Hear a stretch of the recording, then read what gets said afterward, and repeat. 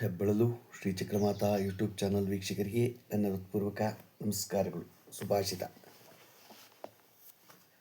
2 ದಿನ ಉಳಿದಿಟ್ಟ ಆಹಾರ ತಿಂದರೆ ಹೊಟ್ಟೆ ಹೇಗೆ ಕೆಡುತ್ತೋ ಹಾಗೆ ಹಳೆಯ ಚಿಂತೆ ಕೂಡ ಮನಸ್ಸನ್ನು ಕೆಡಿಸುತ್ತೆ. ಚಿಂತಾಯಾಶ್ಚ ಚಿತಾಯಾಶ್ಚ ಬಂಧು ಮಾತ್ರಂ ವಿಶೇಷತಃ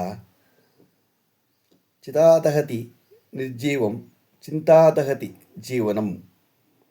ಇವತ್ತು ನಾವು ದಿನಪಂಚಾಂಗಕ್ಕಿಂತ ಮುಂಚೆ ಸೂರ್ಯನಿಗೆ ಆತನ ಪತ್ನಿ ಶಾಪ ನೀಡಿದ್ದರಿಂದ ಏನಾಯಿತು ಅನ್ನೋದ್ರ ಬಗ್ಗೆ ತಿಳ್ಕೊಳ್ಳೋಣ.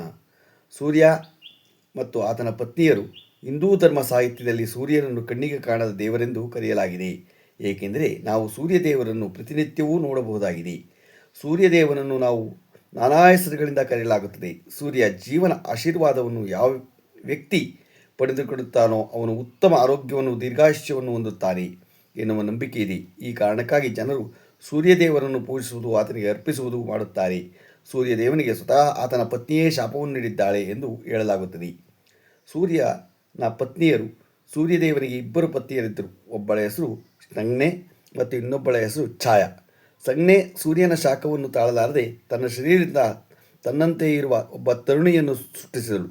ಆಕೆಗೆ ಛಾಯಿ ಎಂದು ಹೆಸರಿಟ್ಟು ತನ್ನ ಪತಿಯೊಂದಿಗೆ ಸಂಸಾರ ಮಾಡಿಕೊಂಡಿರುವಂತೆಯೂ ತನ್ನ ಮಕ್ಕಳನ್ನು ಮಾತೃವಾತ್ಸಲ್ಯದಿಂದ ಕಾಣುವಂತೆಯೂ ಗುಟ್ಟನ್ನು ರಟ್ಟು ಮಾಡದಂತೆಯೂ ಹೇಳಿ ತಪಸ್ಸಿಗೆ ಹೋದಳು. ಈತ ಸೂರ್ಯ ಛಾಯೆಯನ್ನು ಸಂಜ್ಞೆಯಿಂದ ತಿಳಿದುಕೊಂಡು ಛಾಯೆ ಸೂರ್ಯನಿಂದ ಶನಿ ಮತ್ತು ತಪತಿಯನ್ನು 2 ಮಕ್ಕಳಿಗೆ ಜನ್ಮ ನೀಡಿದಳು. ಈತ ಛಾಯೆಯ ಸೂರ್ಯನಿಂದ ಮಕ್ಕಳನ್ನು ಪಡೆದುಕೊಳ್ಳುತ್ತಿದ್ದ ಸಂಜ್ಞೆಯ ಮಕ್ಕಳನ್ನು ನಿರ್ಲಕ್ಷಿಸಲು ಪ್ರಾರಂಭಿಸಿದಳು. ಶನಿ ಮತ್ತು ಸೂರ್ಯ ಛಾಯಾ ಮತ್ತು ಸೂರ್ಯದೇವನಿಗೆ ಜನಿಸಿದ 2 ಮಕ್ಕಳಲ್ಲಿ ಶನಿ ತುಂಬಾ ಕಟುವಾದ ಗುಣಗಳನ್ನು ಹೊಂದಿದ್ದನು. ಅವನು ಸೂರ್ಯದೇವನನ್ನು ತಂದೆಯೆಂದು ಪರಿಗಣಿಸದೆ ತನಗನಿಸಿದ್ದನ್ನು ಹೇಳಿಬಿಡುತ್ತಿದ್ದ. ಶನಿಯು ಎಲ್ಲ ಗುಣಗಳು ಸೂರ್ಯದೇವನಿಗೆ ಕೋಪವನ್ನು ತರುತ್ತಿತ್ತು. ಶನಿಯ ನಡವಳಿಕೆಗೆ ಸೂರ್ಯದೇವನಲ್ಲಿ ಅಸಮಾಧಾನವನ್ನು ಹುಟ್ಟುಹಾಕಿದ ಕಾರಣ ಆತನನ್ನು ತನ್ನಿಂದ ದೂರ ಇಡಲು ಪ್ರಯತ್ನಿಸಿದನು.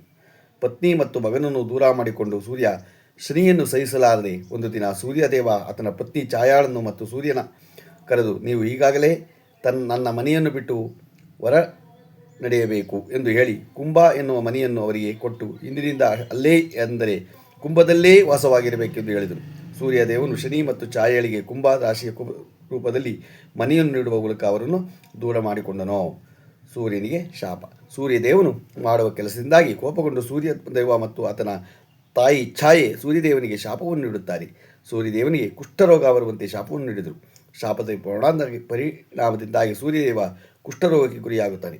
ಇದನ್ನು ತಿಳಿದ ಸಂಜ್ಞೆ ಸೂರ್ಯನನ್ನು ಕಾಪಾಡುವುದಕ್ಕಾಗಿ ಯಮನನ್ನು ಕುರಿತು ತಪಸ್ಸು ಮಾಡುತ್ತಾಳೆ. ಆಗ ಯಮನು ಸೂರ್ಯದೇವನನ್ನು ಆತನ ಪತ್ನಿ ಮತ್ತು ಮಗನ ಶಾಪದಿಂದ ಮುಕ್ತಗೊಳಿಸಿದನು. ಸೂರ್ಯ ಛಾಯೆಗಳನ್ನು ಮತ್ತು ಶನಿಯನ್ನು ದೂರ ಮಾಡಿಕೊಂಡಿರುವುದಕ್ಕಾಗಿ ಕುಷ್ಠರೋಗದಂತಹ ಶಾಪಕ್ಕೆ ಗುರಿಯಾಗುತ್ತಾನೆ.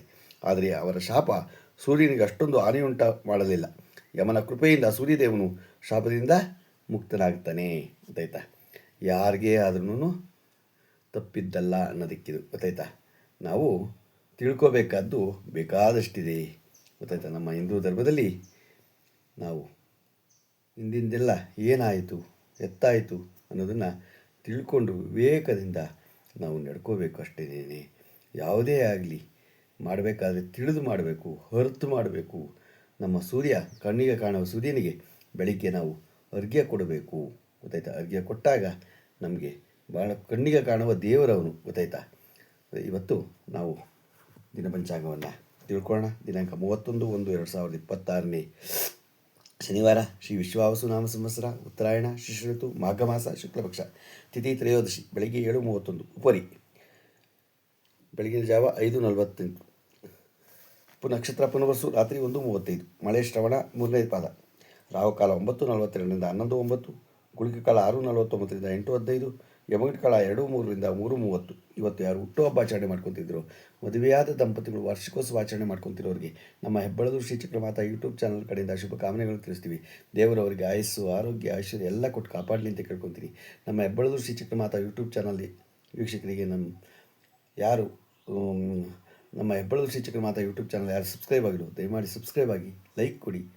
ಇದು ನಿಮ್ಮದೇ ಚಾನಲ್ ಆಗಿರೋದ್ರಿಂದ ನಮ್ಮ ಲಿಂಕನ್ನು ಬೇರೆ ಗುಂಪುಗಳಿಗೆ ಫಾರ್ವರ್ಡ್ ಮಾಡಿ. ಎಲ್ರಿಗೂ ಯಾವುದೇ ತಪ್ಪಿದ್ರೂ ಕಾಮೆಂಟ್ಸ್ ಬಾಕ್ಸ್ನಲ್ಲಿ ಹಾಕಿ ತಿದ್ದುಕೊಳ್ಳೋದಕ್ಕೆ ಅನುಕೂಲ ಆಗುತ್ತೆ. ನಮಸ್ಕಾರಗಳು.